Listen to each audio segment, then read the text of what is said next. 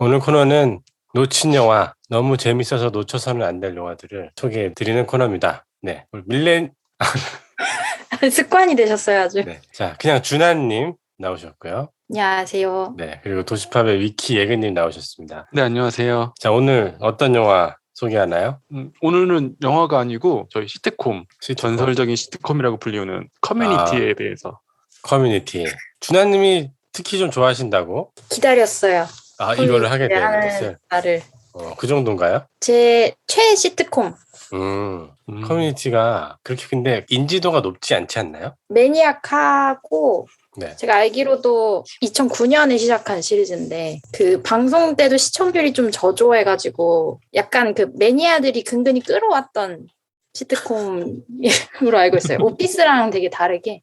그렇죠. 오피스랑 비교를 해보면은 오피스 초반에는 좀 헤맸잖아요. 너무 매니악해서 사람들이 그렇게 썩 좋아하진 않았잖아요. 근데 시즌2, 시즌3부터 이제 상승하더니 지금 뭐 제일 좋아하는 시트콤이 됐는데 커뮤니티는 거기까지 못 갔죠? 대중성을 끝까지 못 잡은 건가? 근데 시즌 6까지 온 거 보면 뭐 마지막 6는 어쨌든 야후에서 했으니까 시즌 5까지 제작된 거 보면은 인기가 아주 없진 않았던 것 같긴 해요. 모두의 입맛에 맞추는 걸 포기한 드라마인 것 같거든요.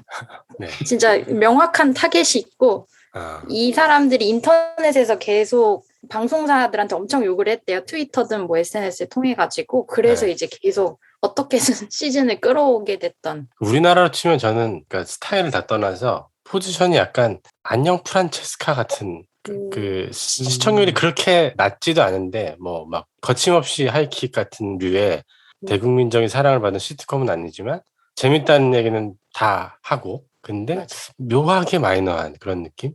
그런 포지션인데 근데 사실은 커뮤니티가 아까 예근님 얘기하신 것처럼 시즌 6까지 갔으면 뭐 대단한 인기인 건 하죠. 사실은 한국에서 피스나 프렌즈나 뭐 이런 것들과 비교를 하다 보니까 그렇긴 한데 미국에서는 꽤 유명한 시트콤이죠. 그죠? 스타들도 많이 발굴했고 그렇습니다. 그렇죠. 자, 과연 무슨 드라마길래 자꾸 이렇게 지금 타설만지인데 간단히 준하님이 좀 소개를 해주실까요? 우선은 미국에선 커뮤니티 컬리지라고 하는데 우리나라로 치면 전문대학교라고 칠 수 있을 것 같아요. 그런 전문대학교에 있는 7명의 어딘가 다 부족한 사람들이 친구가 돼서 스터디 그룹이죠. 계속, 네, 그죠. 스터디 그룹을 꾸려요. 이제 그래서 이 인물들이 각각 배경이 다 달라요. 그래서 뭐 제 주인공 핵심 인물이 될 수 있는 제프라는 사람은 변호사로 날렸던 30대 이제 뭐 잘생긴 남자인데 알고 보니 학력 위조를 해가지고 빠르게 대학교 졸업장을 따야 해서 이 커뮤니티 컬리지에 온 사람이고 뒤늦게 교육을 받으러 온 할아버지도 계시고 기업체 CEO인데 이제 뒤늦게 학구열에 불타서 근데 학구열보다는 뭐 다른데 불타긴 하지만 그리고 고등학교 때 약물 중독으로 중퇴를 하고 검정고시를 쳐서 이제 대학교에 온 그런 뭔가 부족한 미스피츠들이 모여서 친구로 지내면서 일어나는 일들을 다룬 작품이에요. 네. 저는 아마 호경님이 저한테 이거 추천해줬을 거예요. 가지고 그때 잠깐 시즌 1을 잠깐 보다가 한 15화까지 연속으로 보다가 중단했고 이번에 이만한다고 이제 다른 게 볼 게 많아지니까 그리고 제가 처음에 이걸 적응을 못했어요. 이게 어디서 도대체 웃어야 되지? 막 그러다가 이것 때문에 다시 보기 시작했는데 워낙 에피소드 한 110개쯤 되더라고요. 그래가지고 전 포기하고 딱 베스트 에피소드 한 15개 정도? 왜 이렇게 자꾸 중단하고 봤는데, 포기하고 그러세요? 1시즌을 넘기고 나서야 진가가 발휘하는 시트콤인 것 같거든요. 전 개인적으로 팬으로서. 편차가 좀 심한 시트콤이다. 이 에피소드 간에. 그래서 오늘 저희가 가장 재밌게 본 에피소드 몇 개를 소개하는 식으로 좀 소개를 하려고 해요. 그거를 보고 관심이 가지시면 또 정주행하셔도 되고 그것만 봐도 충분히 재밌고 되게 지금 이게 얘기할 거리가 많습니다. 사실은. 그러니까 유머 코드는 좀 어때요? 준하님 유머 코드. 유머 코드가 사실 개인적으로 그런 서브컬처라고 해야 되나? 서양에서 뭐 반지의 판타지, 뭐 호러 이런 장르들에 대한 패러디들이 제일 특색이 되는 드라마여가지고 이런 데서 패러디를 통한 유머 코드가 굉장히 많아요. 그래서 이거를 공감하는 사람들에게는 되게 웃긴 포인트가 되는데 이거를 그렇게 좋아하지 않고 그 유머 코드를 잘 이해를 못하면은 이 드라마에 대한 진입 장벽이 좀 높긴 하거든요. 반지의 제왕 패러디도 나오고 특히 그 공상과학 장르에 대한 그 메타포가 굉장히 많이 나와가지고 그거 이해를 하기 어려우면 유머 코드를 좀 이해하기 어려울 것 같아요. 특히 아벳이라는 캐릭터가 이 전반적인 시트콤에서의 주축이 되는데 이야기들을 만들어 나가는데 이 아벳이란 캐릭터의 유머 코드에 공감하지 않으면 시트콤이 좀 왜 웃지? 할 수 있는 충분히 그럴 수 있는 드라마긴 하거든요. 팝컬처라죠, 팝컬처. 이 작가진과 그 작가진 프로듀서들이 어떤 팝컬처 문화의 아주 그 덕후들이고 그런 것들을 가지고 되게 이제 재밌게 막 얘기하는 거죠. 예를 들면 저는 이렇게 생각해요. 뭐 전원일기를 가지고 거기에 나오는 뭐 응삼이를 가지고 이렇게 패러디를 하는 식의 대사가 빠르게 지나가는 거죠. 그럼 그게 웃긴 건데 전원일기를 모르면 아무도 그걸 웃을 수가 없잖아요. 근데 그게 한 에피소드에 여러 프로그램이 나와요. 전원일기뿐만 아니라 뭐 스타트랙도 나오고 뭐 반지제왕이니 뭐 심슨 가족 같은 것들도 나오고 그래서 지금 제가 아는 것만 얘기했지만 저희가 모르는 미국인들이 어려서부터 즐기던 드라마들, 소스들, 영화, 음악 이런 것들을 가지고 패러디를 하기 때문에 그걸 모르면 뭐 그래서 저도 사실은 반은 이해했나 싶어요 사실은. 근데 나중에는 뭔가 저 되게 웃기는 어떤 것을 패러디했구나 이러면서 약간 따라 웃는 정도 저도 웃기는 완전 느낌으로. 근데 그게 또 재밌긴 해요 그런 게. 그러니까 현지인들이 되게 좋아할 것 같긴 했어요. 현지 덕후들. 그러니까 사실 일본 만화책 중에서 은혼이라고 있는데 네. 은혼이 일본에서 엄청나게 인기가 있는 만화인데 한국에서 별로 인기가 없거든요. 근데 사실 그 안에 일본의 서브컬처들이 되게 많아요. 일본 문화를 좋아하시는 분들은 그 만화를 되게 재밌게 보는데 네. 커뮤니티도 약간 그런 류? 그리고 일단 기본적으로 되게 병맛이에요. 캐릭터들이 아주 그 굉장한 4차원들이라서 그것만으로도 근데 사실 전 충분히 웃기다. 특히 시트콤들 보면은 오피스에서 짐 앤 팸 같은 로맨스 라인이 다 굵게 잡혀 있잖아요. 근데 네네. 그런 모든 클리셰를 반하려고 하는 드라마라서 러브라인이 있다가도 그냥 그걸 뭉개버리고 다른 사람이랑 이었다가 또 그걸 뭉개버리고 이거를 약간 작가가 좀 파괴적인 그런 성향을 가졌나 봐요. 그러니까 진지하지 않아요. 모든 것에 진지하지 않아서 이게 되게 불편하게 느껴질 사람도 있긴 할 거거든요. 근데 오히려 진지하지 않아서 너무 가벼워서 좋아하는 사람들도 있고 그래서 저는 가벼워서 좋아하는 사람들이요. 원래는 그 제프의 러브라인으로 브리타가 아마 러브라인이었을 것 같은데 묘하게 그 1회 시즌 1에서는 긴장감을 가지고 가는데 어느 순간부터 별로 관심이 없어져요. 지금 준환이 얘기한 것처럼. 그리고 저는 꼭 언급돼야 되는 캐릭터 켄정이 여기서 맞아요. 네, 켄정. 완전 미친 줄 알았어. 여기서 뜬 거예요. 켄정이. 맞아. 네. 행오버 다음에 이거 나왔던 건가요? 켄정. 행오버 전일 거예요. 여기서 전일거예요? 여기서 처음에 켄정이라는 이상한 인물이 나타나서 진짜 너무 웃겨. 말도 안 되는 연기와 캐릭터를 이제 켄정 맞아요. 우리가 아는 그 한국계 치과의사 출신의 그 코미디언인데 여기서 이제 놀랍게도 한국인인데 스페인어 교수님으로 나와요. 그래서 그 켄정의 그 말도 안 되는 병맛 코미디를 여기서 고스란히 느낄 수 있다. 그리고 제가 좋아하는 도널드 글로버가 또 여기서 데뷔를 했습니다. 진짜 웃겨요. 진짜 또 웃기게 나오죠. 그러니까 아까 얘기한 팝컬처에 빠져있는 덕후의 친구인 트로이인데 얘는 조금 미식축구 선수 출신이라서 힘세고 약간 띨띨해요. 그래서 그런 스타일. 착하고 띨띨한. 여기서 보고 저는 저 사람이 저렇게 멋지게 뛸 수 있을 거라고 상상도 못했다. 캐릭터로 드라마에서는 캐릭터가. 사실 저는 지금 여기 브리타하고 제프하고 애니는 이걸 보기 전에 이제 넷플릭스 오리지널에서 봤거든요. 특히 애니는 글루 레슬링 여인처럼 주인공인데 이미지가 너무 달라서 너무 깜짝 놀랐죠. 채비 체이스 경우는 제가 그 피어스 아저씨는 원래 옛날부터 알고 있어서 와 이런 캐릭터로 나오나? 저 정도의 유명인이? 거물이? 네. 거물이에요? 저는 몰랐는데. 뭐랄까요? 주병진급?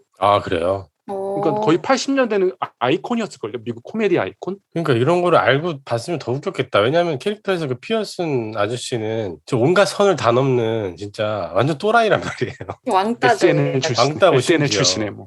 그래서 실제로 그 배우가 되게 힘들어했다는 썰이 있더라고요. 이 극 자체가 뭐 시나리오도 되게 경박하다고도 할 수 있잖아요. 자기가 내뱉는 대사들이 다 인종차별에 최악이지. 뭐 섹시스트에 뭐 이런 대사들이 있으니까 되게 불편해했다고 하더라고요. 그리고 저는 그 배우도 되게 웃겨요. 그 이름은 모르지만은 흑인 푸근한 셜리 셜리. 독실한 크리스찬이고 또 아무튼 아, 그 묘하게 이렇게 웃으면서 까는 그런 스타일. 캐릭터 그런- 설정을 진짜 잘 잡은 거. 재밌어요. 그래서 진짜 합이 되게 좋아요. 이들의 합이 너무너무 맞아요. 좋고. 자, 기억나는 에피소드, 좋아하는 에피소드 하나씩 얘기해 볼까요? 저는 이제 베스트 15개를 봤으니까 2020년 선정 기준이었는데 저는 1위부터 쭉 한 15위까지 봤는데 1위가 아마 그 가장 유명한 거더라고요. 그 혼돈 이론 편이어서 그 피자 뭐 불나고 그런 거 있었잖아요. 그게 1위였는데 저는 혹시 기억나실지 모르겠는데 시즌 2에서 아베시 크리스마스 의미를 찾기 위한 에피소드가 있거든요. 완전 스톱모션 애니메이션으로 이루어진 에피소드. 저는 그게 개인적으로 되게 인상적이고 재밌게 봤어요. 이 시트콤은 미쳤다. 그냥 뭐 형식이 없구나 얘네들은. 자기가 하고 싶은 대로 다 하는구나. 그게 그- 매력이죠. 그 인형으로 그거 하는 거죠. 그러니까 애초에 저기 에피소드 한 편이 그냥 다 스톱모션 애니메이션이에요. 맞아요. 다. 어. 저 20분짜리를 저 고생을 하면서 만들 이유가 있었을까라는 생각이 들었어요. 그리고 그게 아마 제가 기억이 가물가물한데 그렇게 하고 또 자기들끼리 그 에피소드를 또 패러디하고 그래요. 그 에피소드를 막 되게 비웃고 대사 중간중간에 다른 에피소드에서 막 왔다 갔다 하는 거죠. 준하님은요? 진짜 많은데. 다 진짜 소개해 많은데. 주세요. 예근님이 아까 말씀하신 그 3시즌의 혼돈 이론 편 있잖아요. 그게 네. 이제 커뮤니티라는 드라마의 매력을 제일 정수로 보여준 편인 것 같았거든요. 왜냐면은 이게 지금 이 드라마가 여러 가지 그 덕후들이 알만한 코드를 갖다가 쓰는 드라마라고 이야기를 했잖아요. 근데 그 중에 네네. 하나가 이제 뭔가 사이파이 드라마를 많이 보신 분들은 그 평행우주라는 개념을 되게 익숙하실 거예요. 그 나랑 똑같은 존재가 다른 우주에 존재하고 있다 이런 개념을 갖고 와서 재밌게 푼 에피소드인데 이 주인공들이 그날은 뭐 배경이 뭐 트로이랑 아벳이 같이 살게 돼서 아파트에서 지금 집들이를 하는데 얘네들이 모여서 파티를 하는데 누가 피자를 받으러 내려갈 것이냐 이를 주사위를 갖고 결정을 해요. 누가 내려가느냐에 따라서 이 사건이 전혀 다르게 전개가 되는 그런 아예 진짜 실험적인 이야기들을 보여주거든요. 그리고 그 전설의 밈이 탄생한 에피소드이기도 하고 딱 그 트로이가 도착했는데 피자를 들고 도착했는데 지금 난장판이 벌어져서 불타고 있고 누구는 뭐 총 맞아 있고 그러니까 딱 지금 이 드라마의 톤앤매너로 너무 잘 보여주는 짤인 거예요. 정말 난장판이다. 근데 웃기는데 얘기가 하기가 어려워요. 정리하자면 마음대로 해서 이렇게 재밌었던 에피소드다. 작가가 하고 싶은 대로 해서.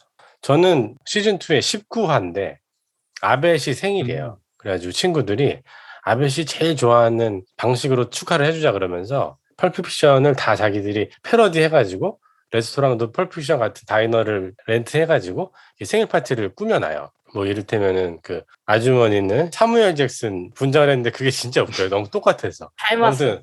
켄정은 브루스 윌리스 그런 상태인데 이제 그 제프가 아벳을 데리러 가요. 이제 깜짝 서프라이즈를 해야 되니까 원래 여기서 파티는 준비해놓고 아벳을 데리러 갔는데 아벳이 갑자기 전 더 이상 팝컬처나 좋아하는 그런 덕후가 아닙니다.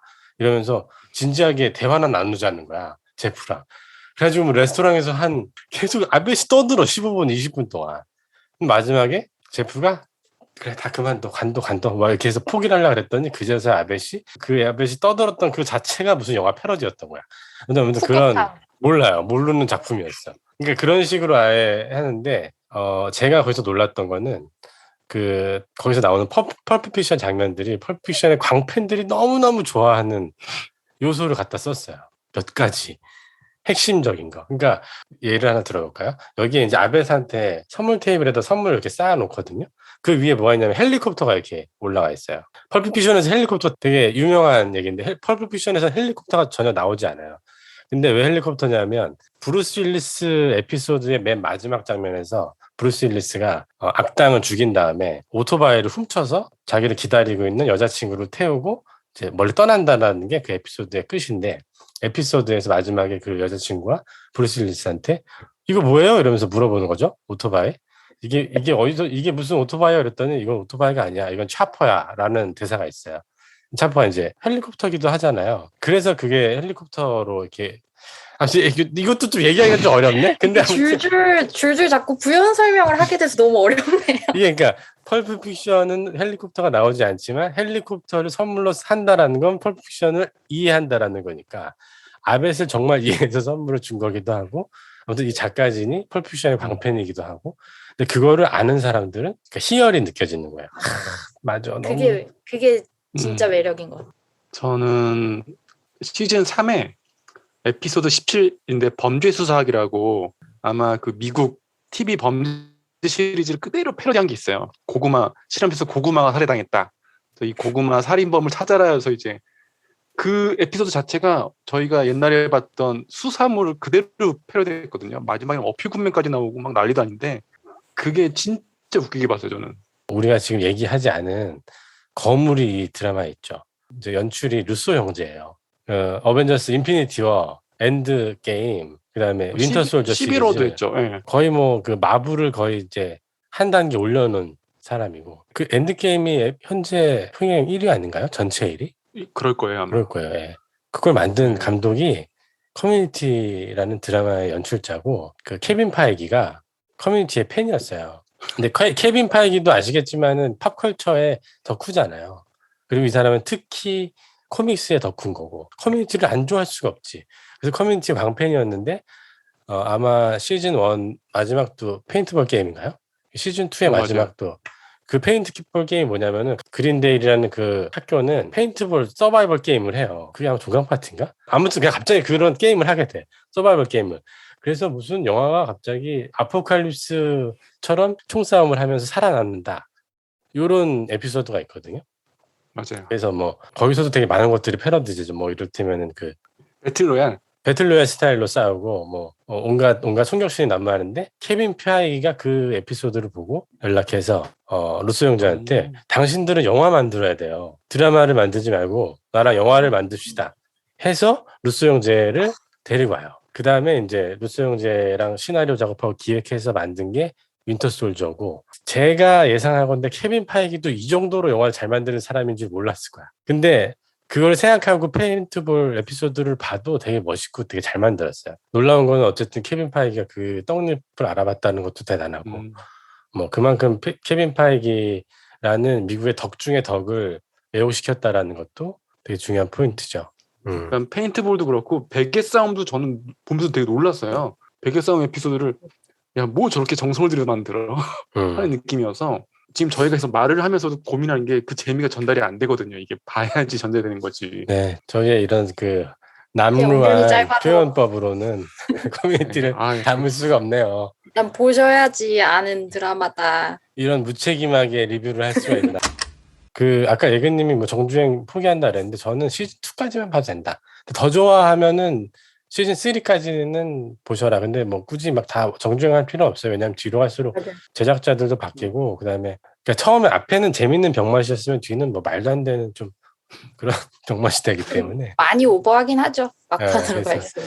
시즌 3까지만 봐도 충분히 재밌고. 재미지수 얘기할까요? 재미지수? 예근님부터. 재미지수. 아, 재미지수 저는 별 5개면 한 4개 정도? 10점 만점으로 해주실래요? 아, 그럼 9점이요? 9점 주겠습니다. 그죠. 준하님은요? 네, 저는 9.5점이죠. 이 정도인가? 저는 8.8.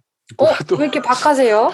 왜냐면은 좋아하신다면서요. 우리가 그 9.9로 주고 싶은 마음이 굴뚝 같은데요. 이게 근데 누르면 8이에요. 저도 보면서 저거 어떻게 음. 웃긴 거지라고 모르고 보는 것들이 되게 많단 말이에요. 그래서 그렇습니다.